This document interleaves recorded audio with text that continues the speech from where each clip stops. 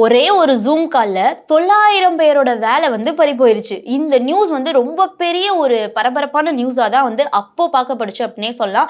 So அந்த 900 பேரை பணி நீக்கம் செஞ்சார்ல ஒருத்தர், அவர் வந்து சிஇஓ, அந்த கம்பெனியோடைய சிஇஓ இருந்த ஒரு நபருக்கு இப்போ வந்து வேலை போயிருச்சு அப்படின்னே சொல்லலாம். அந்த சம்பவம் வந்து 2021ல வந்து நடந்துச்சு அப்படின்னே சொல்றாங்க. ஸோ 2021ல வந்து வேர்ல்டு ஃபுல்லா இந்த ஒரு நியூஸ் ரொம்பவே வந்து ஒரு அதிர்ச்சியாகவும் ஒரு பரபரப்பாகவும் பேசக்கூடிய ஒரு நியூஸா தான் எல்லாருக்குமே இருந்துச்சு. ஸோ அப்படி 900 பேரை நீக்கின ஒரு சிஇஓக்கு, அதாவது எம்ப்ளாயிஸை ஜூம் கால் மூலியமா பணி நீக்கம் பண்ண சிஇஓக்கு இப்போ 2026ல சிஇஓ பதவியிலிருந்து அவர் வந்து நீக்கப்பட்டிருக்காரு அப்படின்ற நியூஸ் தான் வந்து இப்போ வந்திருக்கு.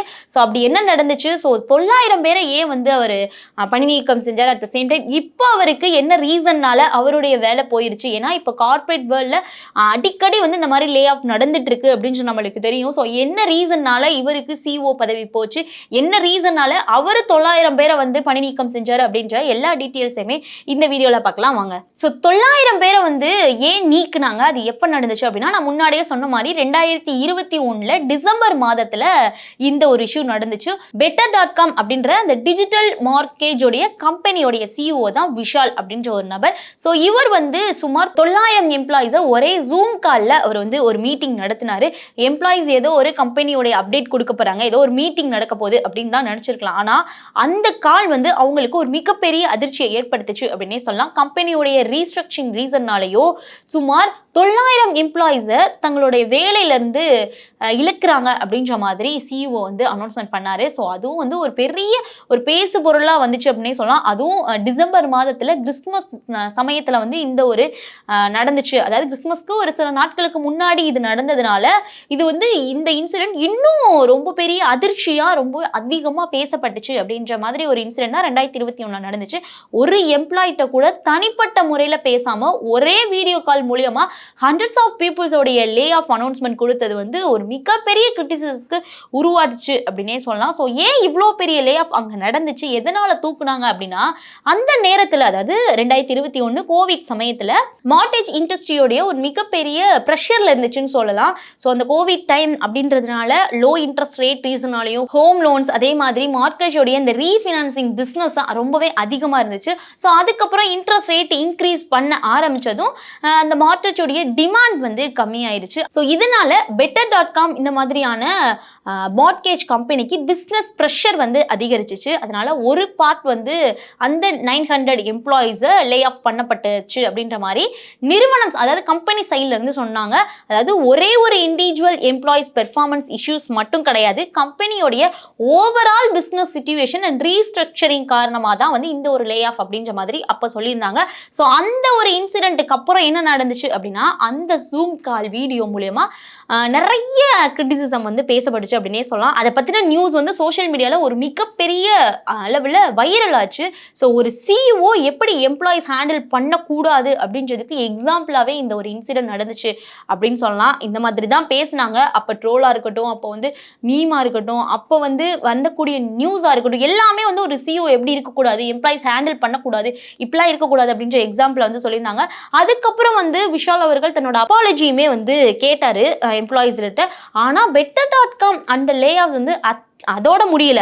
2022லையுமே வந்து தௌசண்ட்ஸ் ஆஃப் பீப்புள்ஸ்க்கு மேலே எம்ப்ளாயிஸை வந்து லே ஆஃப் பண்ணாங்க. அதுக்கும் ரிப்போர்ட்ஸ் வந்து என்ன மாதிரியான ரீசன் அப்படின்ற மாதிரி சொன்னாங்க. அதனால கம்பெனியோடைய ஃபினான்ஷியல் சேலஞ்சஸை பொறுத்தவரையும் கண்டினியூஸாக வந்து அது தொடர்ந்துக்கிட்டே இருந்துச்சு அப்படின்னே சொல்லலாம். ஸோ இப்போ அந்த சிஇஓக்கு என்ன நடந்துச்சு அப்படின்றதான் வந்து இப்போ, அதாவது 2026ல் அந்த சிஇஓடைய பணி நீக்கம் நடந்திருக்குன்னு சொல்கிறாங்க. இங்கே தான் இந்த ஸ்டோரியோடைய ஒரு பிக்கஸ்ட் ட்விஸ்டே இருக்குது. 900 எம்ப்ளாயிஸ் ஜூம் கால் மூலியமாக, அதாவது ஒரே ஜூம் கால் மூலியமாக ஃபயர் பண்ண விஷால் அவர்களுக்கு இப்போ better.com என்ன சொல்கிறாங்கன்னா, அவங்களுடைய சிஇஓ பதவியிலிருந்து நீக்கப்பட்டிருக்காங்க அப்படின்ற ஒரு அனௌன்ஸ்மெண்ட் தான் இப்போ வந்திருக்கு. அதாவது ஒரு டைமில் எம்ப்ளாயிஸ்க்கு உங்களுக்கு வேலை போயிடுச்சு அப்படின்னு அனௌன்ஸ்மெண்ட் கொடுத்த ஒருத்தருக்கே வந்து ஒரு சிஇஓக்கே வந்து இப்போ வந்து அவருக்கே லீடர்ஷிப் இல்லை, அவருக்கும் வந்து லீடர்ஷிப் உடைய அந்த ஒரு பொசிஷன் வந்து கிடையாது அப்படின்ற மாதிரி சொல்லியிருக்காங்க. ஸோ கம்பெனி போர்டு, காஜோடைய லீட் லீடர்ஷிப், அதே மாதிரி ஜட்ஜ்மெண்ட், இந்த மாதிரி ரீசன், இந்த மாதிரியான கன்சர்ன் சொல்லி இவங்களை வந்து பணி நீக்கம் செய்யப்பட்டிருக்கோம் அப்படின்ற மாதிரி ரிப்போர்ட் சொல்றாங்க. ஸோ அவருக்கு பதிலாக இப்போ யார் சிஇஓ இருக்காரு அப்படின்னா டேனியல் லாவிஸ் அப்படின்ற ஒரு நபர் வந்து சிஇஓ நியமிக்கப்பட்டதுக்கு தான் இன்ஃபர்மேஷன்லாம் வருது. ஆனால் விஷால் அவர்கள் என்ன பண்ணியிருக்காரு அப்படின்னா இந்த விஷயத்துல வந்து அவர் விட்டு கொடுக்கவே இல்லை. சிஇஓ பதவியிலிருந்து பணி நீக்கம் செய்யப்பட்டது கூட வந்து அவர் வந்து இன்னும் அமைதியாகாம திரும்பவும் என்னை வந்து சிஇஓ பொசிஷனுக்கு நியமிக்கணும், நீங்க வந்து பணியமர்த்தணும் அப்படின்ற மாதிரி கம்பெனி போர்டில் வந்து கேட்டிருக்காரு அப்படின்ற மாதிரிலையும் வந்து ரிப்போர்ட்ஸ்லாம் சொல்றாங்க. அது மட்டும் இல்லாம கம்பெனியோடைய ப்ராஃபிட்க்கு திரும்புற வர எனக்கு வருஷத்துக்கு $1 மட்டும் சேலரியா கொடுங்க அப்படின்ற மாதிரியும் $1 சேலரி வாங்கக்கூடிய அளவுக்கு நான் தயாரா இருக்கேன் அப்படின்ற மாதிரியும் வந்து அவரே சொல்லியிருக்காருன்னு சொல்லிட்டு இன்ஃபர்மேஷன்லாம் வருது. ஸோ இந்த ஒரு லீடர்ஷிப் பேட்டில் அப்படின்றது இன்னும் ஒரு இன்ட்ரெஸ்டிங்கா மாறி இருக்கு அப்படின்னே சொல்லலாம். எனக்கு லீடர்ஷிப் வேணும், எனக்கு $1 மட்டும் இருந்தா போதும், கம்பெனி ப்ராஃபிட் ஆன வரையும் நான் வந்து ஆகுற வரையும் நான் வந்து $1 மட்டும் சேலரி வாங்கிக்கிறேன் அப்படின்ற மாதிரி சொன்ன இந்த ஒரு விஷயம் வந்து ஒரு பெரிய பெரிய பேசு பொருளா இருக்கு அப்படின்னே சொல்லலாம். ஸோ இந்த ஒரு விஷயத்துல இருந்து நம்ம என்ன மாதிரி விஷயங்களை லேர்ன் பண்ணிக்கணும் அப்படின்னா எம்ப்ளாயிஸா இருக்கட்டும், கம்பெனிஸா இருக்கட்டும், என்ன லேர்ன் பண்ணிக்கணும்னா இந்த ஒரு சம்பவத்தை ஒரு இண்டிவிஜுவல் சிஇஓ ஸ்டோரியா மட்டும் நம்ம பார்க்கக்கூடியது.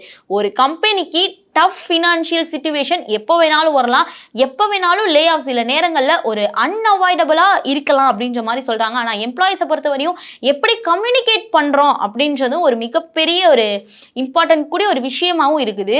ஸோ ஒரு எம்ப்ளாய்க்கு ஜாப் வந்து சேலரி மட்டும் கிடையாது, அவருடைய family, financial commitments, future plans அப்படின்னு பல விஷயங்கள் அதோட வந்து கண்டினியூவாக ரிலேட்டபிளாக இருக்குது அப்படின்னே சொல்லலாம். அதனால் லே ஆஃப் பண்ண வேண்டிய சிச்சுவேஷன் வந்தாலும் transparency and empathy and proper communication அப்படின்றது ரொம்பவே முக்கியம் அப்படின்றதான் வந்து இந்த ஒரு விஷயத்துல நம்ம வந்து லேர்ன் பண்ணணும். அதே மாதிரி 2021 ஒரே ஜூம் காலில் 900 எம்ப்ளாயை பணி நீக்கம் பண்ணக்கூடிய ஒரு நபருக்கே இப்போ லீடர்ஷிப் குவாலிட்டி, லீடர்ஷிப் பொசிஷன் வந்து அவருக்கு இல்லை.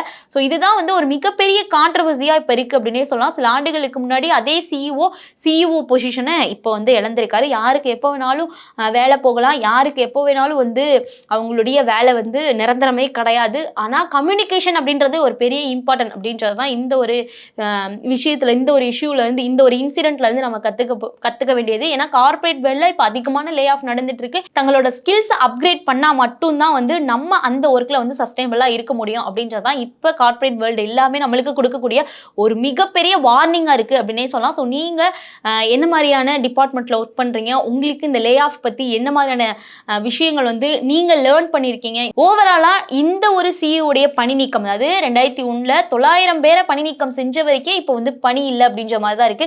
ஸோ இந்த ஒரு கருத்தை நீங்க எப்படி பாக்குறீங்க அப்படின்றத மறக்காம கமெண்ட்ஸ் சொல்லுங்க.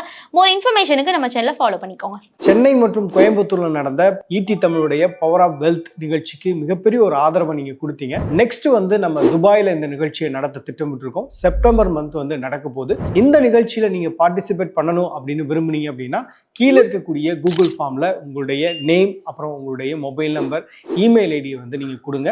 எங்க டீம் வந்து உங்களை கான்டாக்ட் பண்ணுவாங்க.